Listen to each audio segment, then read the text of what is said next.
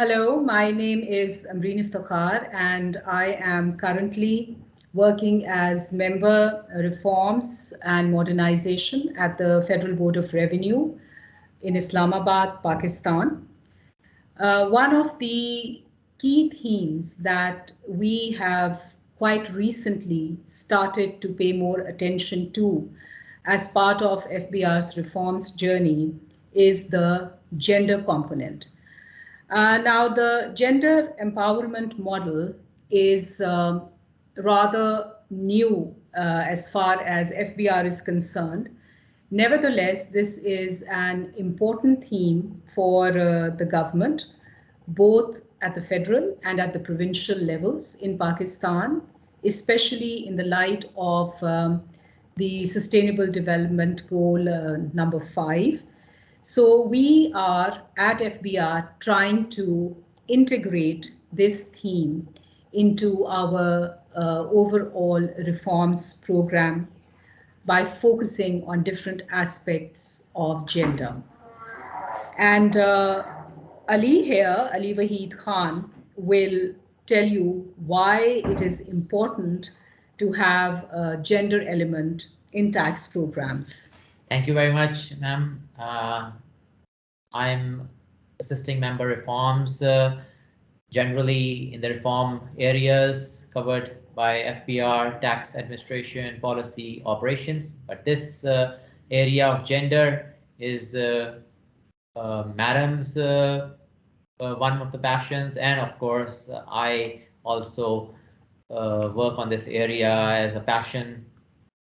Since this theme is basically concerning specifically the women's participation in the workforce and the access to health, education, capacity for savings, and the ownership of assets and consumption decisions are impacting the country's tax systems overall. So women and men face different socioeconomic realities, and that the means of tax systems, how it affects both men and women, that is different.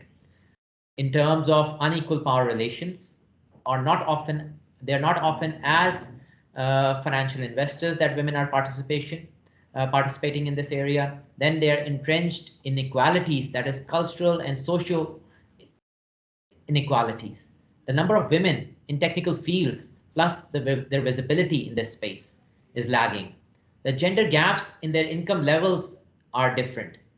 Similarly, the dominance in the informal sector is more in terms of women are more in the informal sector as compared to men.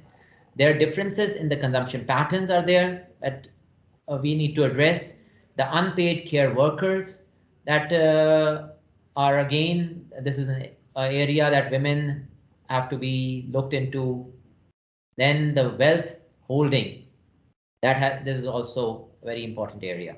The design of the tax system can impact all these areas that I've mentioned, both in the terms of distribution of income between men and women, that is the distributional effect, and as well as the distribution of paid and unpaid work, that is allocative effect. Thank you very much. So I think it's very important that tax programs with the gender element should be embedded in every tax administrative system. And that is what FBR is currently looking to do. This has to be done both at the administrative level and also at the policy level. And we are now increasingly focused on facilitating our female taxpayers in different ways through perhaps policy interventions and also through providing them with more information as to how they can file their tax returns, and if they're facing any problems, how the FBR can help them so that we can facilitate them in being able to discharge this liability of theirs. There are many opportunities to incorporate the gender element into tax programs. And we have been discussing a few such ideas with our donor partners. We are looking at engaging more with various women entrepreneurs, perhaps through different chambers of commerce, and having more consultations with them. And of course, our donor partners are also very much interested in this regard to sponsor these consultations. We want to have different workshops also within FBR. We are presently running a reform program sponsored by the World Bank, which is called the Pakistan Raises Revenue Program.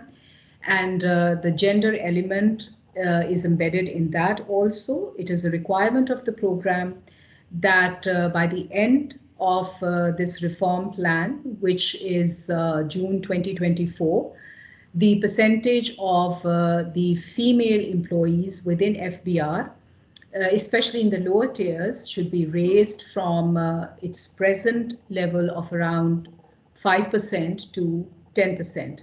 So that is something that is one of the conditionalities. So it's a very strong gender theme that we have within the program. Other than that, we also want to have capacity building programs for our senior female employees and ensure that they acquire the necessary leadership skills to be able to represent Pakistan at different important fora and to be able to speak about the gender theme and the importance of gender mainstreaming in the public sector. These are some of the reform interventions that we want to work on over the next 12 months. Also, I believe that it is important for other government organizations to come together on a single platform and identify the cross-cutting areas where we can all collaborate to ensure that we are helping the women of Pakistan become more active as contributors to the economy.